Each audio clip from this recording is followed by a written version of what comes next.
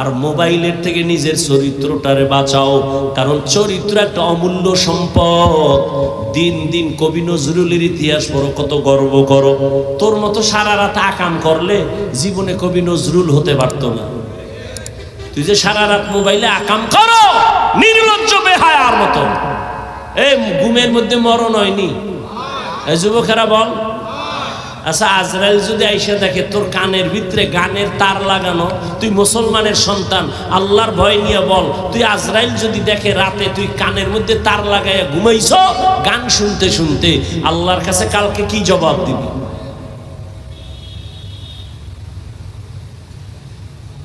এত যুবক মরে, একটু ভয় লাগে না? ঘুমাইতেছে বাঙালি, রাইতে ঘুমায়, কাঁচা মিশা কথা। বাঙালি এখন সকালে ঘুমায়, রাতে মোবাইলের হক আদায় করে। সারা রাত মোবাইল নিয়ে কবিরা গুনা, কবিরা গুনা, কবিরা গুনা। যুবক, তোর পায়ে হাত রেখে বলছি, হাসিস না। আমি হাসার কথা বলি নাই, আমি যা বলছি যদি লজ্জা থাকতো কান্না করতিস, আমি এত খারাপ কেন হইলাম। আমার আল্লাহ রাতটা দিছেন মানুষের আরামের জন্য। শরীরের মহা ঔষধ হলো রাতের ঘুম। এই হুজুর গো, কথা তো কানে ঢুকাবি না, যা বাসায় যায় গুগলে সার্চ দিবি। হাফিজ ভাই যে বলল রাতের ঘুম শরীরের ঔষধ, হুজুরের কথা মানতে চাই না। গুগলে সার্চ দিয়ে দেখ রাতের ঘুম শরীরের কেমন ঔষধ। চিকিৎসা বিজ্ঞানীরা সব ডিটেলস ওখানে দিয়ে দিছে, গবেষণা। রাতের ঘুম যে ঘুম ঔষধ, সারা রাতের ঘুম না। সন্ধ্যা রাতের ঘুম শরীরের ক্ষতি, শেষ রাতের ঘুম শরীরের ক্ষতি, মধ্যরাতের ঘুম হলো শরীরের মহা ঔষধ। 10টা থেকে রাত্র 2টা পর্যন্ত ঘুমাবি, শরীরের একটা মহা ঔষধ। একটা মানুষ যদি টাইম মতো না ঘুমায়, তার কথার ব্যালেন্স থাকে না, চলাফেরার ব্যালেন্স থাকে না। এই রাতের ঘুম শরীরের মহা তোমার ঔষধ। আল্লাহর দেয়া নেয়ামতের ঘুমটারে যারা নষ্ট করে সারা রাত কবিরা গুনাহ করে মোবাইলের দ্বারা কাটাও, তোর মরার আগে বিছানায় পড়ে কানবি, চোখের পানি মোছার কোনো আপন কাউকে পাবি না। এখনো তুই টের পাও না, তোর যে পার্স গুলো দিন দিন নষ্ট হইতেছে তোর খবর নাই। ডাক্তারের কাছে গিয়া একটু পরীক্ষা নে, আই হসপিটালে গিয়া দেখ, 1 বছর আগের চোখের পাওয়ার এখন খানিকটা মাইনাস হয়ে গেছে। একটু পরীক্ষা করে দেখ, মাথা ব্যথা আগের তুলনায় বেড়ে গেছে, বুকে ব্যথা বেড়ে গেছে। ও আল্লাহর গোলাম, তোমার কিডনির উপরে এফেক্ট হচ্ছে। এই মোবাইলের দ্বারা আজ তোমার জীবন ধ্বংস, তোমার যৌবন ধ্বংস। এমন একটা সময় আসবে, সময় মতো পার্স গুলো কাজ করবে না, কান্না করে এ পার্স আর ফেরত পাবি না। নকল কান লাগাবি, কাজ হবে না। নকল একজনের কিডনি লাগাবি, আসল কিডনির ফায়দা দিবে না। নকল চক্ষু লাগাবি, আসল চোখের ফায়দা দিবে না। আল্লাহর দেওয়া পার্স গুলো নিজে হাতে মোবাইল লইয়া নিজে নিজে সব পার্স গুলো নষ্ট করতেছো। কার্টুন দেখতে দেখতে এখন নিজের চেহারাটা নষ্ট হয়ে গেছে। আমি যুবকের যদি বলি, বাবা 40 বছর পর্যন্ত একটা যুবকের চেহারার উজ্জ্বলতা নষ্ট হবে না, এটা আল্লাহ নিজে ওইভাবে সিস্টেম করে বানাইছেন। কোনো মেডিসিন লাগবে না, কোনো পাউডার ক্রিম লাগবে না। 40 বছর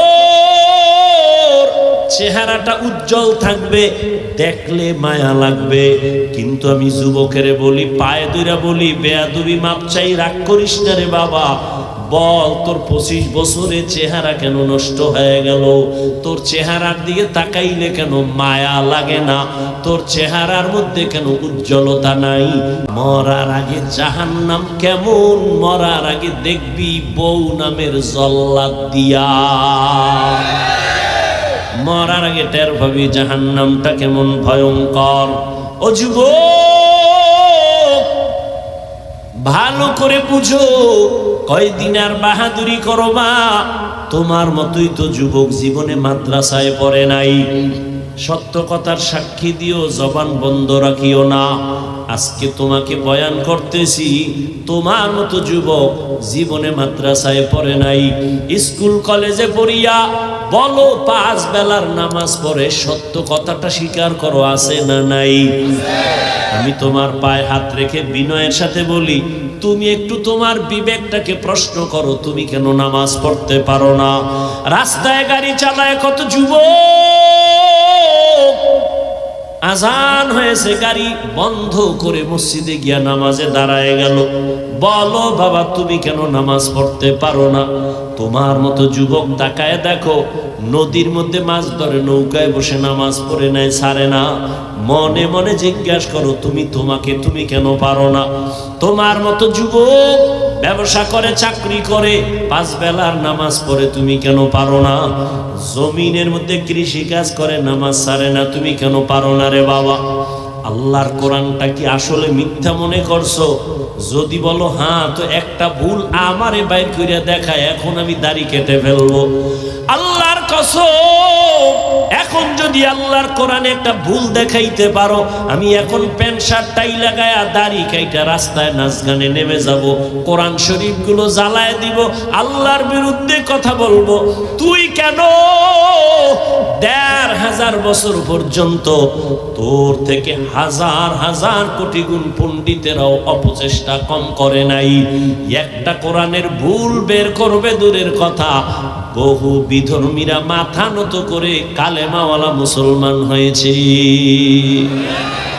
তুকু যাও সুন্নতে আহমদ কুজা পা মুহাম্মদ কবুত নিসবত তোরা মান আহাব্বা সুন্নতি কওলে রসুল মজদায়ে কানা মাই হাম কুন কবুল। ও যুবক,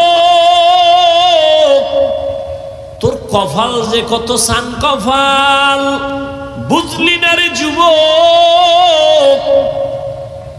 কি যে মাটির মধ্যে কত খনিজ সম্পদ যে আছে বাংলাদেশে, বাঙালি বুঝলি না?